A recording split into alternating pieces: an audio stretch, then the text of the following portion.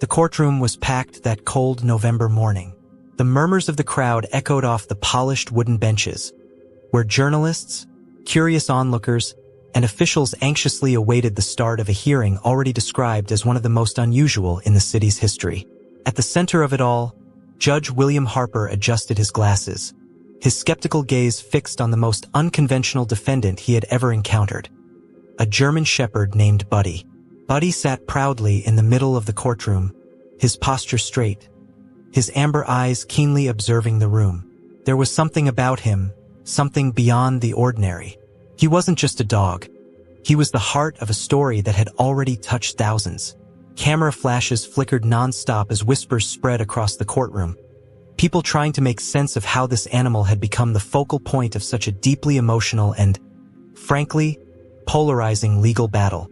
To Buddy's left sat Emily Caldwell, his owner, her face tense and etched with worry. Her hands trembled as she clutched a faded photograph, a picture of her and Buddy from a happier time. Across from her, Thomas Blake, the opposing lawyer, stood confidently, his smug expression all but announcing his certainty of victory. To him, this was a mere formality. After all, who would take a case about a dog seriously? But then, something extraordinary happened. As Judge Harper struck his gavel to officially begin the hearing, Buddy slowly rose from his spot. His movements were deliberate, almost calculated, as he walked toward the center of the courtroom. The noise died instantly. All eyes were locked on him. The cameras stopped flashing. The lawyers froze with papers in hand, and the entire room seemed to collectively hold its breath. Buddy paused, turning to face Emily. His piercing gaze locked onto hers, and he let out a deep, resonant bark. It wasn't just a sound. It carried meaning, something unspoken yet profound. Emily's hand shot to her chest as tears welled up in her eyes. The photograph in her trembling fingers fell to the floor. Her breath hitched as she stared at Buddy, her face a portrait of raw emotion. "What's he doing?" Someone whispered from the gallery. Buddy turned again, his eyes now fixed on the judge. His posture, his presence. It was as if he were trying to communicate something beyond the limits of language. The room grew heavier with anticipation. At that moment, it became clear to everyone in the courtroom. This wasn't just a legal fight over the custody of a dog. It was something far greater. Buddy's actions were a reminder of the profound, often unexplainable bond between humans and animals. A bond that no court ruling could ever fully define. What no one knew yet was that Buddy's next move would change everything. The tension in the courtroom was palpable. Emily could feel her heart pounding as she kept her eyes locked on Buddy, who now stood silently in the center of the room. Judge Harper cleared his throat, attempting to regain control of the proceedings. "Let's begin," he announced, his voice carrying authority. But even he seemed rattled by the dog's commanding presence. Thomas Blake rose from his seat, smoothing out his expensive suit. "Your Honor," he began, his tone dripping with confidence. "This is a simple matter. Buddy, though undoubtedly a remarkable dog, is merely an animal. He belongs to my client, Mr. Douglas Everett, who has every legal right to him." He gestured toward a man seated at his table.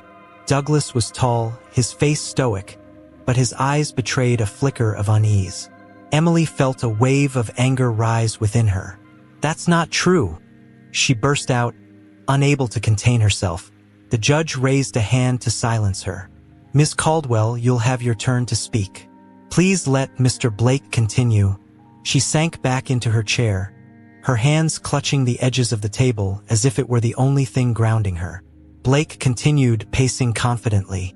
"Buddy was trained extensively by Mr. Everett for security purposes. He's a valuable working dog and was never meant to be a household pet. Ms. Caldwell's claim that Buddy is like family is irrelevant under the law. This is a matter of ownership, not sentiment." His words hung in the air, cold and calculated. At the mention of the word ownership, Buddy's ears perked up. His head tilted slightly as if he understood. Emily's stomach churned. How could they reduce him to property? She thought back to the day she first met Buddy, a trembling, malnourished pup left abandoned near her small-town veterinary clinic. From the moment she had taken him in, Their bond had been undeniable.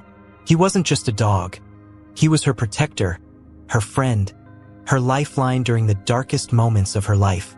As Thomas Blake took his seat, the judge turned to Emily's attorney, Caroline Reese. "Ms. Reese, your opening statement." Caroline stood, her expression calm but resolute. "Your Honor, this case isn't about ownership. It's about loyalty, trust, and love. Buddy isn't just a dog. He's a hero." Her voice softened as she gestured toward the German Shepherd. "And by the time this trial is over, I believe everyone in this room will see that." Buddy sat still, his intelligent eyes scanning the room, as if he, too, understood that this was no ordinary battle. The courtroom had yet to hear the full story, how Buddy had changed Emily's life and why this trial was about more than just who he belonged to. And though the judge remained impassive, the spark of curiosity in his eyes hinted that he, too, wanted to know. What made Buddy so special? Emily sat at the table, her mind racing as Caroline prepared to present their side of the case. Her eyes drifted to Buddy, who remained calm and steady despite the tension in the room. She couldn't help but think back to the day he entered her life. A memory so vivid it felt as if it had happened just yesterday. It was a blistering summer afternoon when she first saw him. Emily had been closing up her small veterinary clinic in Fairview, a quiet town on the edge of the mountains. As she locked the front door, a rustling noise caught her attention. Turning toward the sound, she spotted a thin, trembling German shepherd near the dumpster, his ribs visible through his matted coat. His amber eyes, wide with fear, met hers. She crouched down slowly, speaking in a soft, soothing voice. "Hey there, Buddy. It's okay. I won't hurt you." The dog hesitated, his tail tucked tightly between his legs. Emily could see the cuts and scrapes on his body and the weight of exhaustion in his movements. It was clear he'd been on his own for a long time.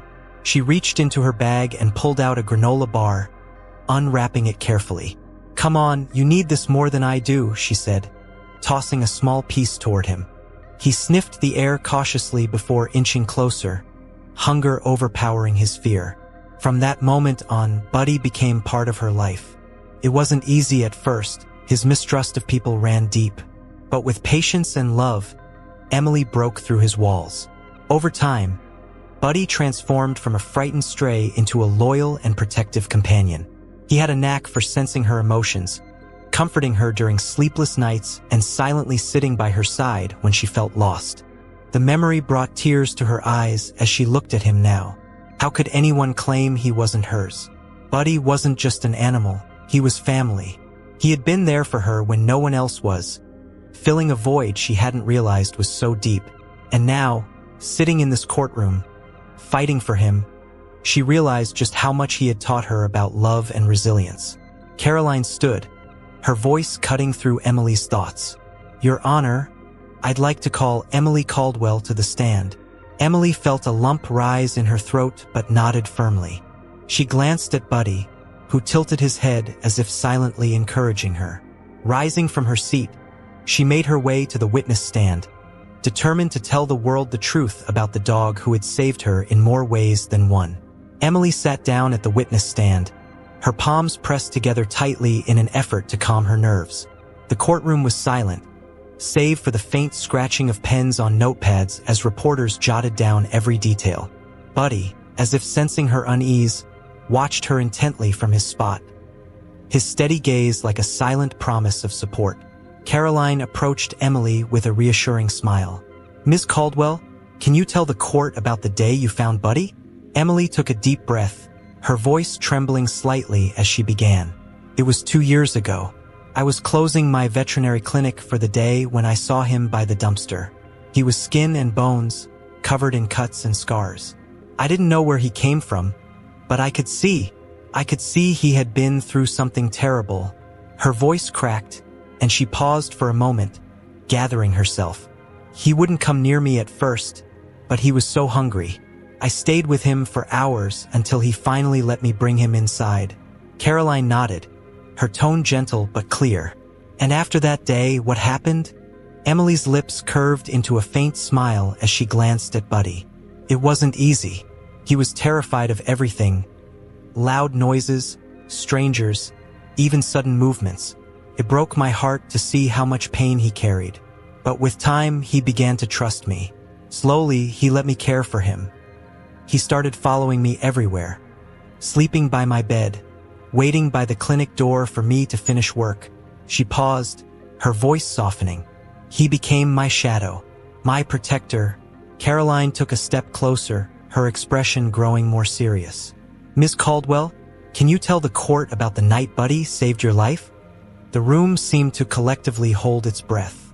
Emily swallowed hard, her hands gripping the edge of the stand. "It was about 6 months after I found him. I was working late at the clinic, and I didn't realize someone had been watching me.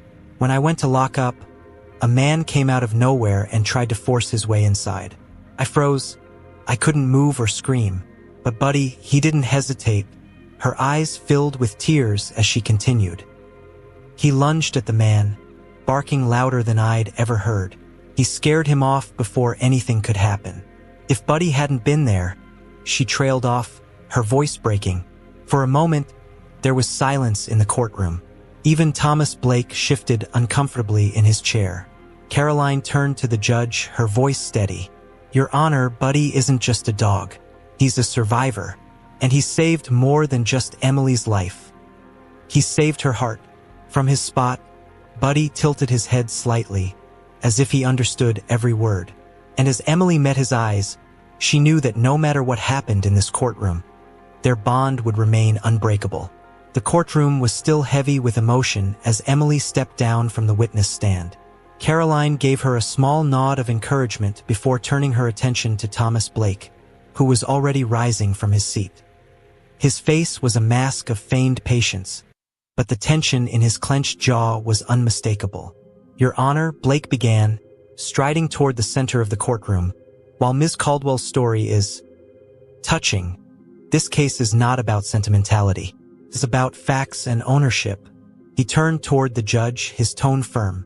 "And the fact is that Buddy was trained by my client, Mr. Everett, long before Ms. Caldwell ever laid eyes on him." Blake turned to the audience, clearly intending to dismantle the emotional momentum Emily had built.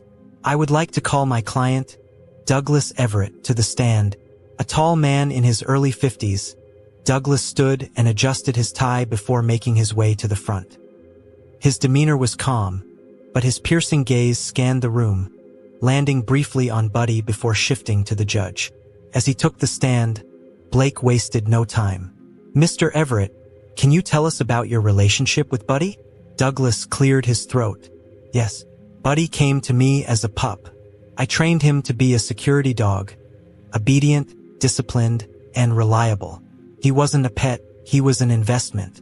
For over a year, I worked with him daily. He was part of my business." His voice was steady, but there was something cold in his delivery, as if Buddy were nothing more than a tool. "And what happened the day Buddy left your care?" Blake asked, leaning forward slightly. Douglas hesitated, his jaw tightening. "He ran away," he admitted. "We were on a job in the countryside. I had him in the truck, and somehow he got loose. We searched for him for days, but I assumed he had been lost, or worse. I didn't expect to find him again until I saw his photo online." His eyes flicked toward Emily, his tone sharpening. "It's clear he's my dog. He always has been." Blake nodded, stepping closer. "Thank you, Mr. Everett.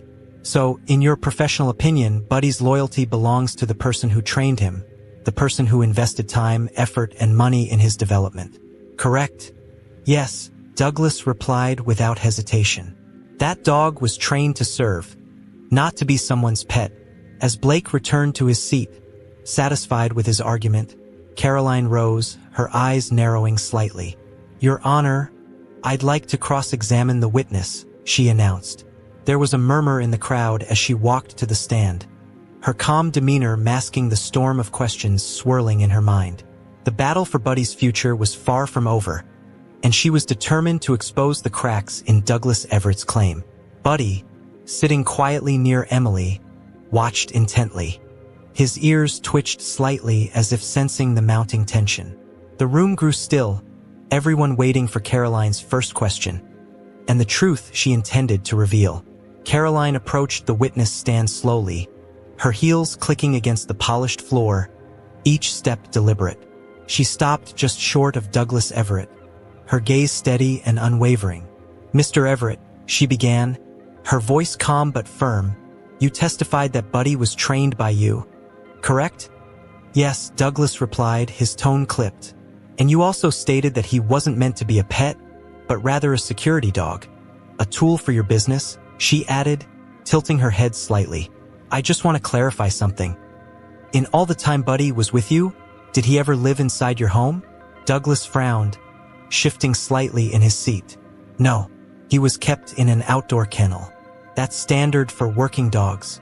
Caroline's expression didn't change. "I see. And when Buddy ran away, did you report him as lost to any local authorities? Shelters?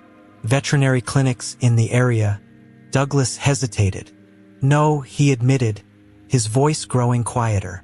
"I assumed he was gone for good." Caroline nodded, walking closer. "Interesting.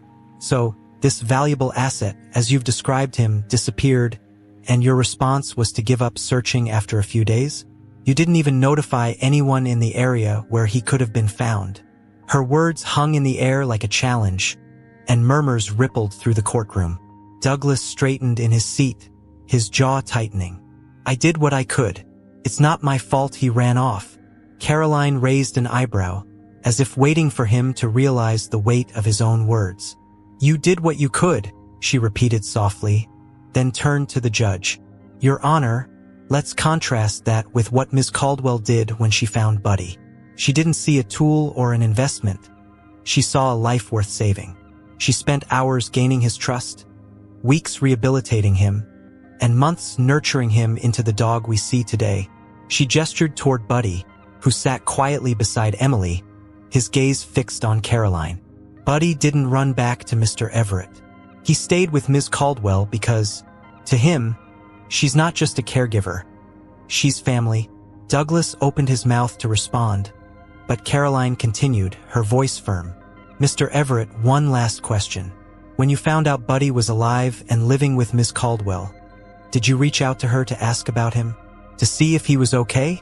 Or did you go straight to filing a legal claim to take him back?" The silence in the courtroom was deafening. Douglas shifted again, his eyes darting away.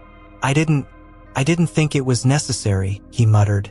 Caroline stepped back, turning to the judge. "No further questions, Your Honor." As she returned to her seat, Emily exhaled a breath she didn't realize she'd been holding. Buddy's tail wagged softly, a small gesture of reassurance. The tension in the courtroom was thick, but cracks were beginning to form in Douglas Everett's case, and Caroline had every intention of breaking them wide open. The courtroom buzzed with quiet murmurs as Douglas left the stand, his rigid demeanor noticeably shaken. Caroline's cross-examination had left an impression, and even Judge Harper seemed more contemplative as he made notes at his desk. Emily felt a flicker of hope in her chest, but she knew the battle wasn't over yet.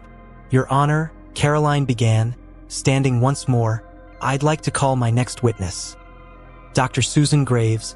The doors at the back of the courtroom opened, and a middle-aged woman in a neatly pressed blazer walked in. Dr. Graves was a well-respected animal behaviorist, her name known in professional circles for her work on canine trauma and rehabilitation. She gave a polite nod to the judge as she took her seat at the stand. Caroline wasted no time. "Dr. Graves, you've reviewed Buddy's history and observed his behavior. Based on your expertise, what can you tell us about his bond with Ms. Caldwell?" Dr. Graves adjusted her glasses and leaned forward slightly. "In my professional opinion, the bond between Buddy and Ms. Caldwell is incredibly strong, possibly unbreakable. Buddy exhibits clear signs of attachment to her. His body language, his responsiveness to her voice, and his calm demeanor in her presence all indicate trust and security. These are behaviors typically seen in dogs who view their owner as a source of safety and love." Caroline nodded, then gestured toward Buddy, who was sitting beside Emily, his gaze locked on the witness stand. "And in your evaluation, how does Buddy react to Mr. Everett?" Dr. Graves paused, choosing her words carefully. "During my observation, Buddy appeared visibly uncomfortable in Mr. Everett's presence. He avoided eye contact, kept his body tense, and showed subtle signs of stress. Ears back, tail low, and a general lack of engagement. These behaviors suggest fear or mistrust, which is consistent with a dog that has experienced negative associations with a person. The courtroom murmurs grew louder, and Thomas Blake immediately stood to object. Speculative, Your Honor. The witness cannot possibly know what Buddy is thinking. Judge Harper raised a hand to silence him. Overruled. Dr. Graves is an expert witness and is qualified to interpret animal behavior. Caroline turned back to the witness. Dr. Graves, in your professional opinion, what's best for Buddy's well-being? Dr. Graves didn't hesitate. It's clear that Buddy thrives in Ms. Caldwell's care. Removing him from that environment could cause significant emotional distress, potentially reversing the progress he's made since she rescued him. For his mental and emotional health, he should remain with her. Emily felt tears welling in her eyes as Dr. Graves stepped down. Buddy, as if sensing the importance of the moment, leaned his head gently against her leg. The courtroom grew still once more, but this time, the weight of the evidence seemed to tilt in Emily's favor. The next step was up to Judge Harper, whose stern expression revealed little about where his thoughts lay. As Dr. Graves stepped down, the tension in the courtroom remained thick. Caroline had built a strong case, but Emily knew that a single misstep could undo everything. Thomas Blake, however, was not ready to concede. He adjusted his tie and stood confidently. Your Honor, I have one more witness to call. Mr. Alan Carter. The name sent a ripple of confusion through the courtroom. Emily furrowed her brow, leaning toward Caroline to whisper, Who's Alan Carter? Caroline looked equally puzzled but remained composed as the doors opened and a man in his 40s walked in. His rough appearance, a worn jacket, unkempt hair, and scuffed boots, contrasted sharply with the polished lawyers and spectators in the room. Blake smiled smugly, as though revealing a secret weapon. Mr. Carter, could you please tell the court how you're connected to Buddy? Alan cleared his throat, his voice rough but steady. I used to work for Mr. Everett. I was part of the security team that trained Buddy. His eyes flicked toward Douglas, who sat motionless at the defense table. Blake nodded, urging him to continue. And can you confirm that Buddy was trained as a working dog under Mr. Everett's supervision? Yes, Alan replied, though there was hesitation in his tone. Buddy was trained for security work. He was smart, quick to learn. But he wasn't like the other dogs. He had a softer side. He needed care, not just commands. Blake frowned slightly, but pressed on. Mr. Carter, did you witness anything during Buddy's time with Mr. Everett that would support his claim of ownership? Alan shifted uncomfortably in his seat. I did. Buddy was part of the team, and we worked with him every day. He paused, glancing toward Emily and then back at Blake. But there's something else the court should know. Blake froze, his confident smirk fading. And what is that? Alan took a deep breath, then spoke firmly. The conditions Buddy was kept in weren't right. He wasn't treated like an animal that mattered. He spent most of his time locked up in a small kennel, and when he wasn't performing perfectly, he was punished. That's why he ran away. He wasn't escaping by accident. He was trying to survive. The courtroom erupted in murmurs as Alan's words hung in the air. Douglas shot to his feet. That's a lie, he bellowed, his face flushed. Judge Harper immediately banged his gavel. Order, Mr. Everett. Sit down or you'll be held in contempt of court. Emily's heart raced as she looked at Buddy, who seemed calm, almost serene, in the midst of the commotion. Caroline's lips curved into the faintest of smiles. Alan's testimony was the crack she had been waiting for, the one that might finally tip the scales in Buddy's favor. Blake, visibly rattled, quickly tried to regain control. Your Honor, this is irrelevant. Judge Harper cut him off. I'll decide what's relevant, Mr. Blake. Mr. Carter, you may continue. Alan looked directly at the judge. All I'm saying is that Buddy wasn't treated like he deserved to be. Emily gave him what no one else ever did. Love. For the first time, Douglas looked uncertain. The courtroom was silent, every person hanging on what might happen next. The tide was shifting, and Emily could feel it. Alan Carter's testimony lingered in the air like a storm cloud, leaving the courtroom buzzing with tension. Thomas Blake stood quickly, clearly eager to regain control of the narrative. "Your Honor, the defense would like to recall Mr. Everett to address these accusations," he said, his voice steady but with an edge of urgency.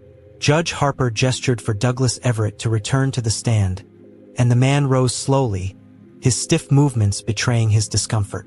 Blake wasted no time. "Mr. Everett, you've just heard Mr. Carter accuse you of keeping Buddy in poor conditions and punishing him unfairly. Do you have a response to these claims?" Douglas cleared his throat and leaned into the microphone, his expression hard. "I ran a professional operation. Security dogs need structure and discipline. Alan Carter doesn't know what he's talking about. Buddy was never mistreated. He was trained to be tough because that's what the job requires." His tone was cold, calculated, as if the explanation should end the matter entirely. Caroline rose from her chair, signaling her turn to cross-examine. Her movements were calm and deliberate as she approached the stand. "Mr. Everett, you've stated that Buddy was part of a professional operation, but do you believe a kennel and leash corrections were enough to fulfill his emotional needs?" she asked, her voice sharp but controlled. Douglas's jaw tightened, and his response came curt. "He's a dog, Ms. Reese, not a person. He didn't need emotional coddling. He needed structure." Caroline tilted her head slightly, studying him. "And yet Buddy ran away from you, didn't he? Not because of an accident, as you've claimed, but because something was missing. Dogs are loyal by nature, Mr. Everett. If he truly trusted you, why didn't he stay?" Douglas faltered for a moment, his lips parting as if to argue, but no words came. The silence was damning, and the murmurs from the gallery grew louder. Emily watched, her hands clutching the edge of the table as Buddy pressed his head gently against her knee. The court had heard Douglas's defense, but his cold, detached demeanor told the real story. Caroline stepped back, her gaze unwavering. "No further questions, Your Honor," she said, her voice firm.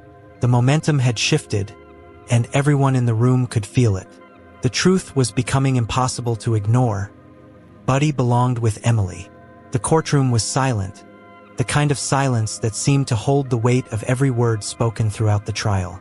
Judge Harper sat back in his chair, his expression unreadable as he flipped through his notes.